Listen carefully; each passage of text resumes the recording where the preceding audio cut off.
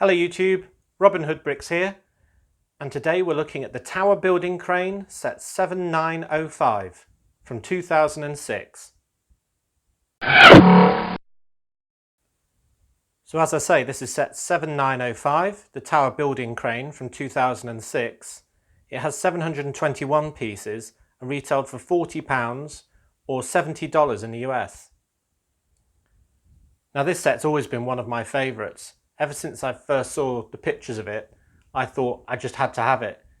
It's one of those sets that needs no explanation in a way, because it just looks exactly like what it represents in real life.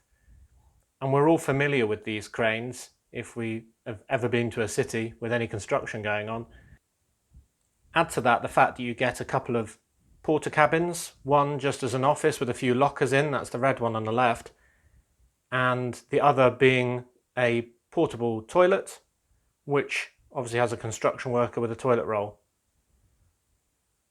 Now this has a working mechanism both to slide the crane hook to the end of the gantry all the way back and to wind it up and down as you would expect. It also rotates around the top, around the sort of neck area.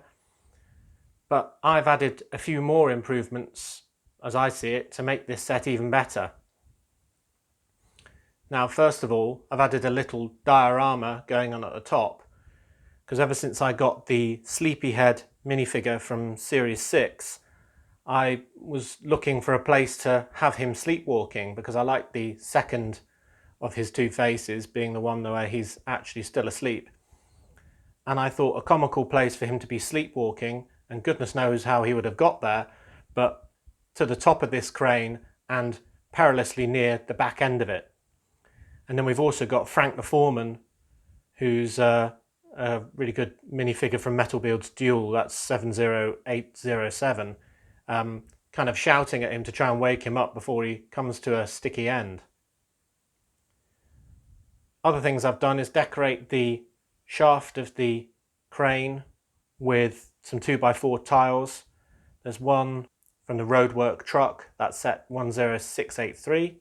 The junior set from 2015, and another one which is from the Roadworker Polybag 30357, or the demolition site 10734, and I think both of those showing warning signs with hard hat and men at work signs really add to what is otherwise quite a plain shaft.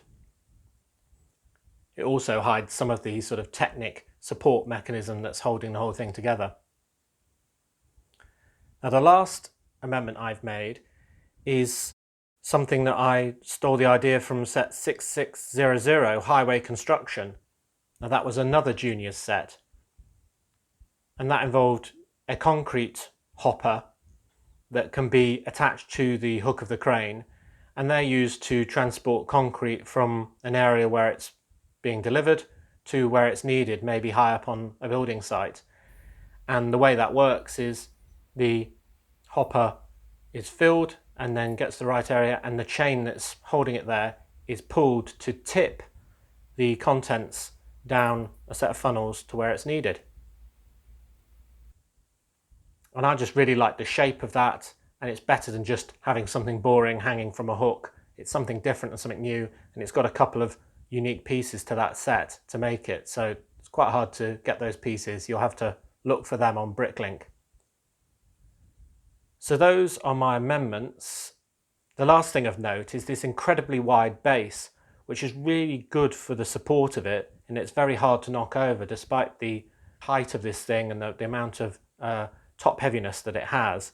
And that base is 38 studs across in each direction. Now that may pose as a problem, as we'll see next.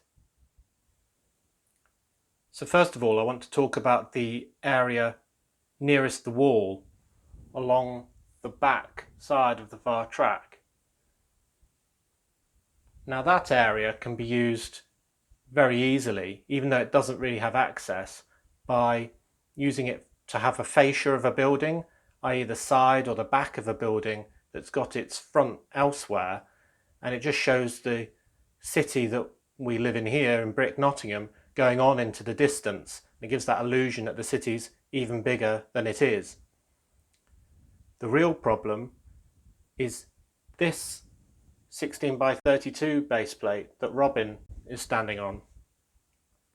That also doesn't have access, but it's sort of fully in the room and part of our city. So I want to try and utilise that space as best I can. Now the idea I've had is, as a fascia, to have a site along the back there, along the wall, being a construction site, i.e. a large building being built, and it could have scaffolding along the outside and lots of construction workers and scenes going on, and it'll be really interesting to look at. And I don't think that it's going to lose anything by being quite thin and up against the wall. And as a result, I can use the space on this side of the tracks to house this large tower crane and have it reaching across the tracks to provide support to that building site. It'll also provide something very tall and very imposing for this corner that will balance the height of the Grand Emporium building. Now the main problem we're going to have is, as you can see, the site where Robin is standing is a 16 by 32 base plate, and the base of our tower crane is much bigger than that available space. So we're going to have to do some amendments there, I think.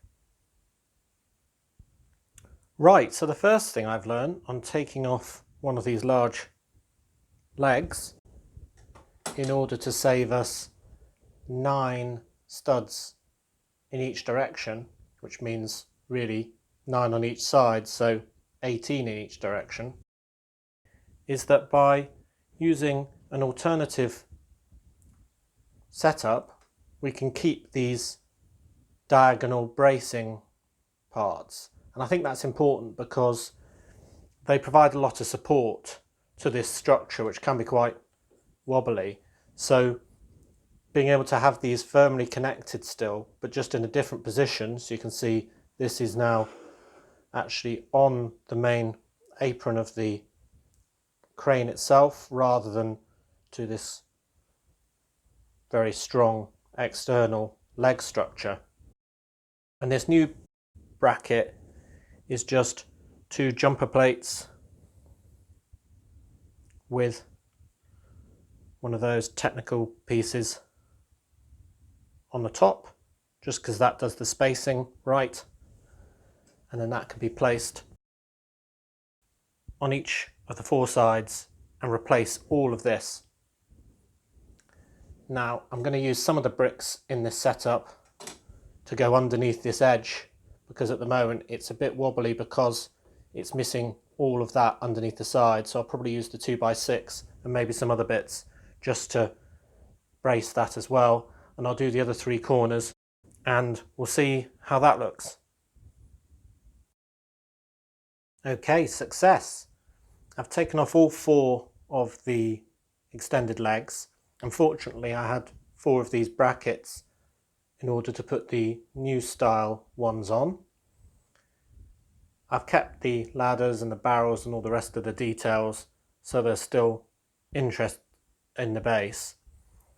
Now I'm just hoping that, although we've reduced it drastically, it's still 20 studs by 20 studs, and I don't really want to economize any more on this yellow apron at the bottom, so I don't really know if it's going to fit, but the only way we can find out is by trying it, and if necessary we may have to bring the cinema building forward, which I don't really want to have to do, but it might be necessary.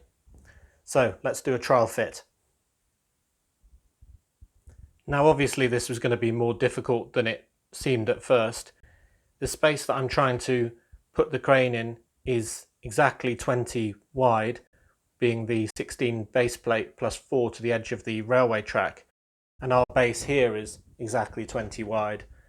So it does fit, but the train can't go past without hitting it, and I don't want that to happen, because when it's going around at high speed that could cause some damage or worse still a derailment, and we need trains going around at high speed.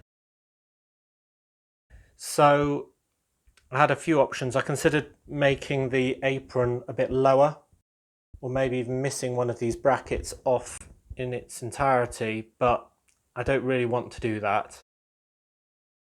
So the only thing that really seemed possible was to move it along one stud into the cinema, which basically means pushing the cinema out into the street by one stud, which is a pain and will take a while to do, but I think it's worth it in the long run. Now the other thing is, even with that one stud movement of the cinema, then the train will still hit in certain places these rungs, but those were on this very outside row of studs, and I've just moved them in half a stud diagonally, so they should not touch now. So I'm going to get on with moving the cinema forward by one stud and then try this again. So you have to go backwards to go forwards. I've pulled up the cinema and I'm just going to basically be removing this front line of tiles from that base plate, move everything one forward and then put everything back. I don't think it will infringe on the pavement too much, and I don't think it will really affect anything else either. So let's get on with that. There, that's all forward one stud. That wasn't as bad as perhaps it could have been. So I'll get on with putting this back first of all, and then we can put the crane in position and see how that looks. Okay, so first of all, the cinema is forward one stud here, and you can see now that this building is slightly forward of the Grand Emporium and Casino, but not so much that it makes a big difference. The monorail track for the tram system is still resting firmly on the cinema roof, so it all fits rather well. And most importantly, it's left us room to do the crane, as you can probably guess because you can see the bottom of it. And there's the crane in position. It's firmly clamped down, it's not very wobbly, now it's attached to the base plates, and I think it looks really good. But you can see the diorama on the top between the sleepwalker and Frank the Foreman going on very clearly, so I also like that. And it also makes the biplane that's flying behind it even more precarious, which I also like.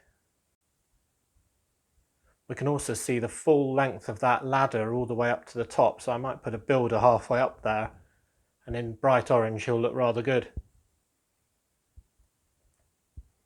Now the crane won't turn any more to the right because it's already hitting the wall where it is now, but that's fine because again that gives the illusion that the city goes deeper than just my Lego room and goes into the walls, and I think when we've got the building site itself as a fascia along that wall, it'll all make a lot of sense.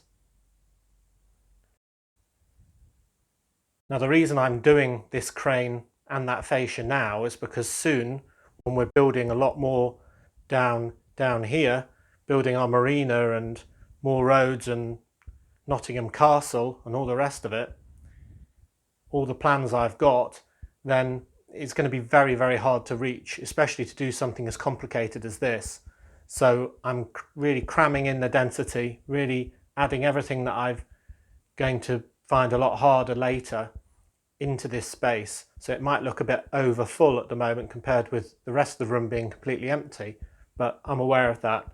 And the long-term plan is obviously to make the entire room this dense with Lego. We're really trying to get as much Lego in this room as possible. Good, let's look at some different angles. So there you can see the shortened base attached to the base plates and very, very near the ballasted train track. But the train that runs on that track, passenger train, can get past it, so we're all good. You can see I've also added a man to the ladder. I did just have an afterthought that maybe the tram itself wouldn't be able to fit past the crane on the raised tram line, but I have just tested that and it does pass with flying colours, so there's no problem there either. So I think we found our final resting place for the construction tower crane. I think arguably this crane looks best when it's seen from further away, because then it just becomes part of the skyline. I really like the way it just seamlessly blends in with the buildings, the plane behind it, and the mothership above. And it adds a lot more height and contrast and variation to the city, which is so much more interesting than just having a big block of modular buildings with absolutely no features or scenarios happening. Really happy with that.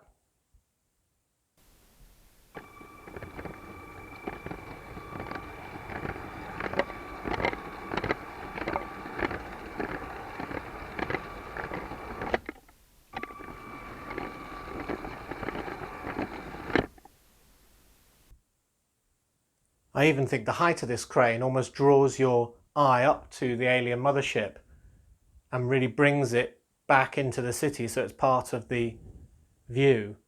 I think before the danger was the alien mothership was so far away from everything else it might look a bit detached, but not anymore.